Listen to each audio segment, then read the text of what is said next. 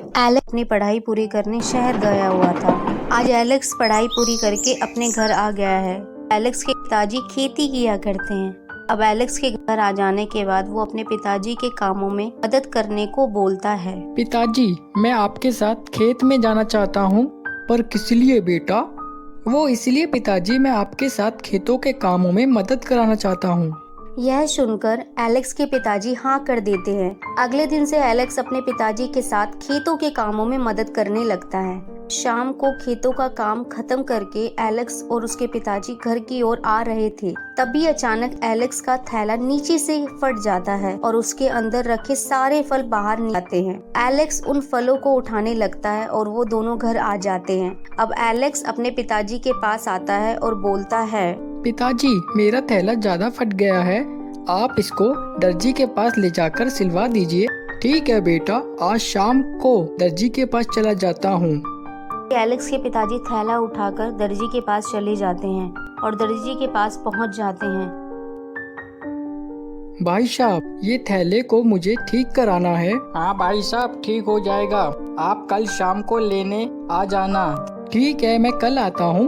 Alex के पिताजी थैला देकर चले जाते हैं। तभी वहाँ दर्जी वाले के पास जादूगरनी आ जाती है। भगवान, तुम तो जादूगरनी हो, मेरी दुकान पर क्यों आई हो? ओए दर्जी वाले, मेरे थैले को चूहों ने बहुत ज्यादा कुतर दिया है। इसे जल्दी से ठीक करके मुझे दे दे। अभी तो मेरे घर जाने का टाइम हो गया है। तुम कल शाम को ले जाना। ठीक है, वैसे भी मैं कुछ दिनों के लिए बाहर जा रही हूँ। 3 दिन बाद लेने आऊंगी। ये बोलकर अपना थैला दर्जी के पास छोड़कर वहाँ से चली जाती है। अगली सुबह एलेक्स और उसके पिताजी खेती करने निकल जाते हैं। शाम होते ही खेतों का काम पूरा करके एलेक्स के पिताजी बैंक से पैसे निकालने के लिए चले जाते हैं और एलेक्स को घर जाते जाते दर्जी वाले के पास थैला घर ले जाने के लिए बोल देते हैं। एलेक्स अब दर्जी की दुकान के पास पहुंच जाता है और अपने थैला मांगता है। अंकल, मेरा थैला कहाँ है? दर्जी वाला एलेक्स के हाथ को इशारे से बताता है और उसका थैला वहाँ उधर पड़ा है और सामने पड़े थैला उठा लेता है। वो थैला जादूगरनी का होता है और वहाँ से सीधा अपने घर जाता है। एलेक्स के पिताजी भी बैंक से पैसे निकाल कर घर की ओर आने लगते हैं। तभी वहाँ पर 2 चोर आ जाते हैं और एलेक्स के पिताजी को धक्का देकर एलेक्स के पिताजी का पैसा वाला थैला लेकर भाग जाते हैं। ये देखकर एलेक्स के पिताजी बहुत ज्यादा दुखी हो जाते हैं। घर आ जाते हैं और घर में सबकी सारी बातें बताते हैं। सारे लोग बहुत ज्यादा दुखी होते हैं। अगली सुबह एलेक्स के पिताजी जमीन पर नीचे गिरने से पैरों में चोट लग जाती है। तो अब खेतों में एलेक्स को अकेला ही जाना पड़ता है। जादूगरनी थैला भी ले जाता है और अब वो खेत में अकेला ही काम करने लगता है। तभी वहाँ बहुत तेज बारिश होने लगती है। एलेक्स भागकर जल्दी से पेड़ के नीचे चला जाता है और उसके थैला बहुत ही गंदा हो जाता है। वो उसको साफ करने लगता है। तभी अचानक से उससे एक शैतान जिन निकलकर आ जाता है। एलेक्स ये देखकर बहुत ज्यादा चौंक जाता है। अरे तुम कौन हो और इतने छोटे से थैले से बाहर कैसे निकले? मैं जादूगरनी का गुलाम जिन हूँ। मुझे इस थैले में जादूगरनी ने गुलाम बनाया था। अब तुमने मुझे बाहर निकाला है तो मैं तुम्हारी 3 विश पूरी करूँगा। क्या सच में तुम मेरी विश पूरी करोगे? जो भी विश तुम मांगो मैं पूरी करूँगा। ये सुनकर एलेक्स थोड़ा सा खुश हो जाता है। ठीक है, तुम मेरी पहली विश पूरी करो। मेरे पिताजी का कल 2 चोरों ने पैसे भरा बैग चोरी कर लिया था। मुझे वो वापस लाके दो।